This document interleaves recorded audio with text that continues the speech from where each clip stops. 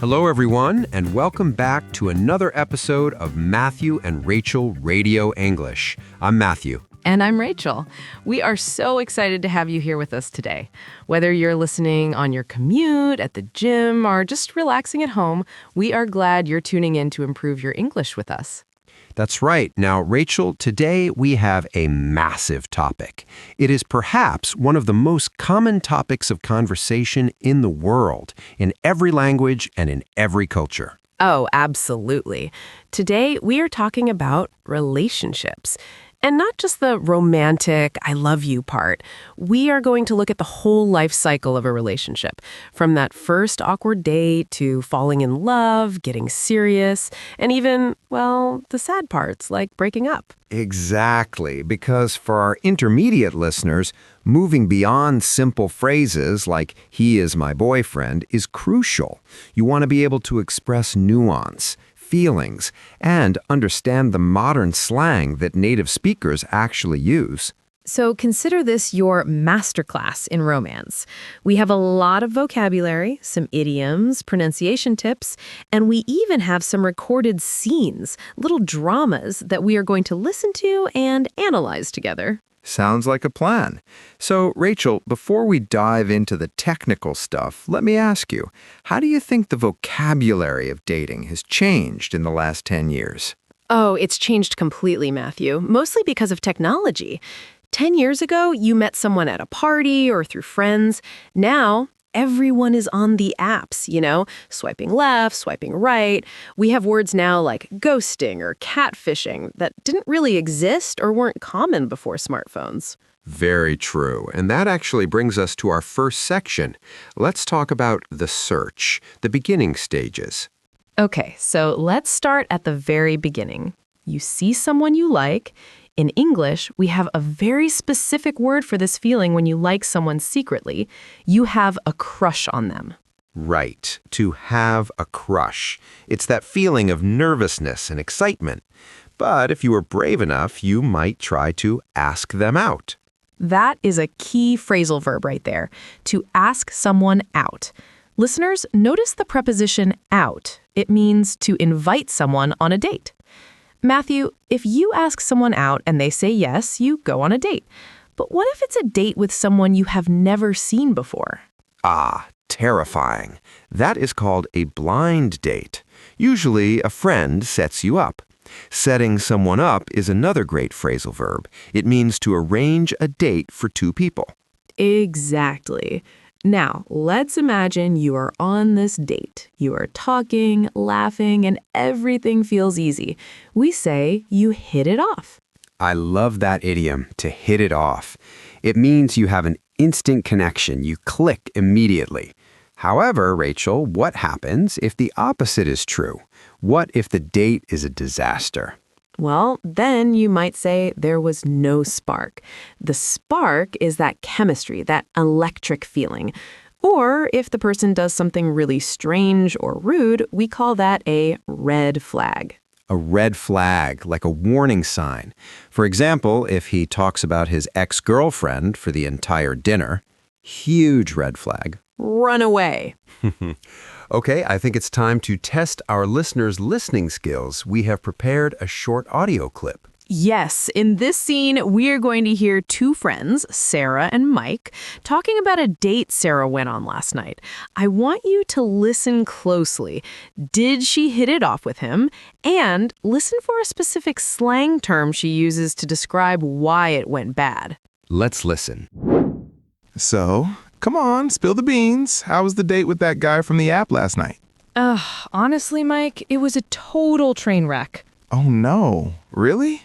But his profile looks so normal. Yeah, well, he looked like his photos, so at least I wasn't catfished. But the vibe was just off. Off how? Was he rude? No, not rude, just intense. We sat down, and within 10 minutes, he was asking about my salary and whether I wanted kids next year. Whoa! Too much, too soon. Exactly. Major red flags. And then when the bill came, he realized he forgot his wallet. You're joking. I wish I was. I had to pay for everything. I mean, I don't mind splitting the bill, going Dutch, but paying for everything on a first date? No thanks. I'm definitely going to ghost him if he texts me again. Wow, poor Sarah. That sounded painful. Okay, listeners, let's break that down. Rachel, what jumped out at you? Well, first, the idiom Mike used right at the start. Spill the beans. Yes, spill the beans. It means tell me the secret, tell me the truth. It's very informal.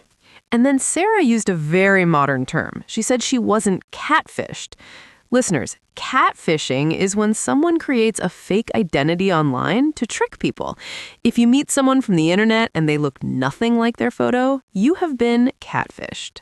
A scary reality these days. She also mentioned going Dutch. This is a classic idiom. To go Dutch means to split the bill 50-50. You pay for yours, I pay for mine. And finally, the brutal ending. She said she is going to ghost him. Matthew, can you explain ghosting?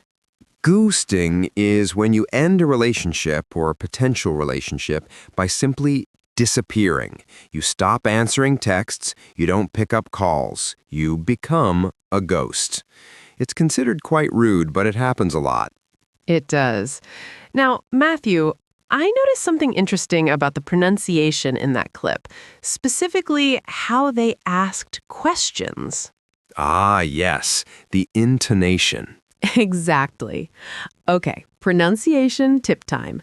Listeners, did you hear Mike ask, was he rude? His voice went up at the end. Was he rude? Generally in English, yes-no questions have a rising intonation. Are you okay? Do you like him? Is it raining? Your voice should go up. But for WH questions like who, what, where, why, the voice often goes down or stays flat. What happened? Who is he? So try to practice that difference. Was he rude? Up. Why was he rude? Down. It makes you sound much more natural.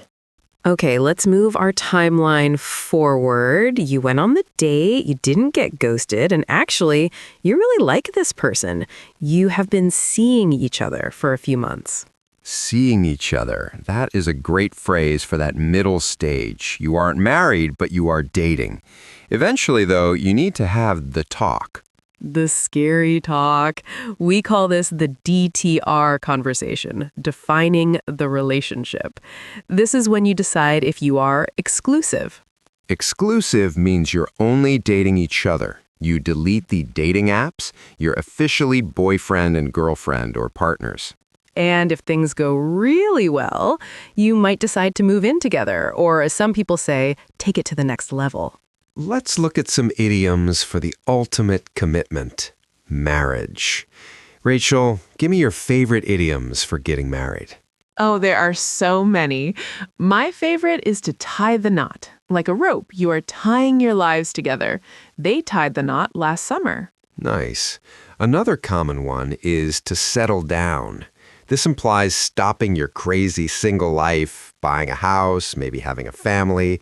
You are stabilizing your life. But before you tie the knot, someone has to pop the question. To pop the question means to propose, to ask, will you marry me? However, Matthew, not everyone wants to get married immediately. Sometimes people get scared. We have a specific idiom for getting scared before a big event like a wedding. You get cold feet. Literally, your feet are cold. But figuratively, it means you are having second thoughts. You're nervous and might want to cancel. Let's listen to our second audio scene. This one is a bit more serious. It's a couple, Alex and Jamie, discussing their future. Listen for the idiom about fear we just mentioned, and listen to how they negotiate their feelings. Hey, Jamie, can we turn off the TV for a second? We need to talk. We need to talk is never a good sentence. What's wrong? Nothing is wrong exactly, but honestly, I feel like we're drifting apart lately. Drifting apart? Why do you say that? I don't know. I've been thinking about the wedding next year, and I'm terrified.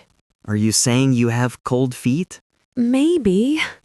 I love you, Jamie. I really do. But are we rushing into this? We've only been together for a year. I'm not ready to settle down completely. I still want to travel. Alex, getting married doesn't mean your life is over. We can still travel. I know. It's a big commitment. I don't want to make a mistake. Look, relationships are a two-way street. I can't force you to be ready, but you need to be honest with me. Are you having doubts about marriage or doubts about us? I think just marriage. I want to be with you. I just need more time. Heavy stuff. That was a tense conversation, but full of excellent vocabulary for our listeners. It was. Let's look at the phrasal verb Alex used, drifting apart. This is visual. Imagine two boats on the ocean. If they're not tied together, the water moves them away from each other slowly. To drift apart means you slowly lose your emotional connection. It's not a sudden fight, it's a slow distance. Very sad, but very common. And Alex admitted to having cold feet. He was nervous about the wedding. Jamie used a great expression too. Relationships are a two-way street. I use this all the time. It means a relationship requires effort from both people. It can't just be one person trying, it has to go both ways. Now, let's talk about the grammar of feelings here. Alex said, I am terrified. He used the ed ending, terrified.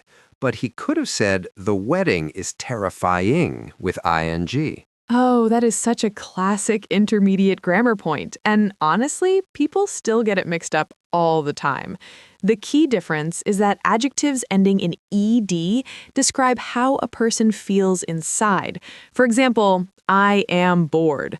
I am interested. Or in this case, I am terrified. On the other hand, adjectives ending in ing describe the thing or the situation that causes that feeling.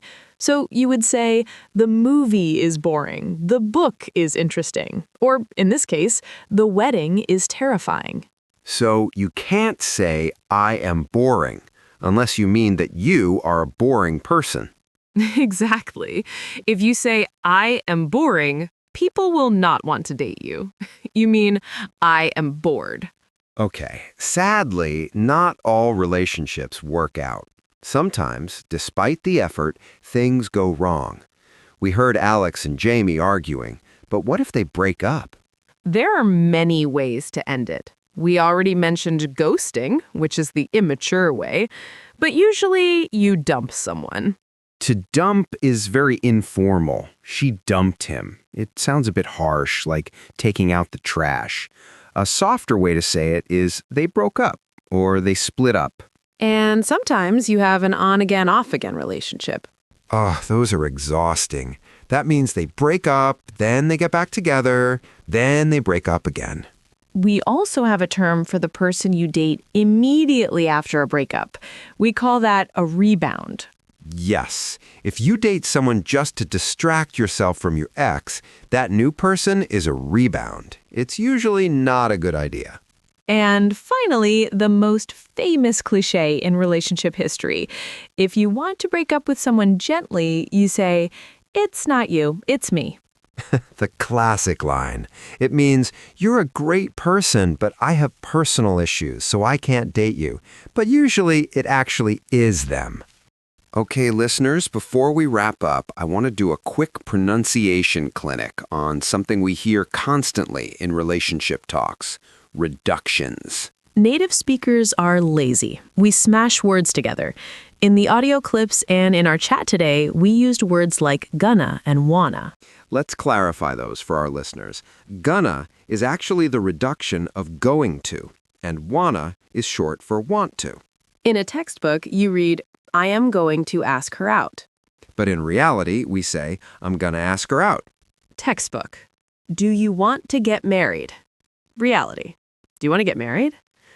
Listeners, you don't have to speak like this. It is perfectly fine to say clearly and say, going to. But you must understand it because native speakers use these reductions 90% of the time in casual conversation. Another one is dunno, short for I don't know. Scene 2. Alex. I don't know. I've been thinking. Try practicing these at home.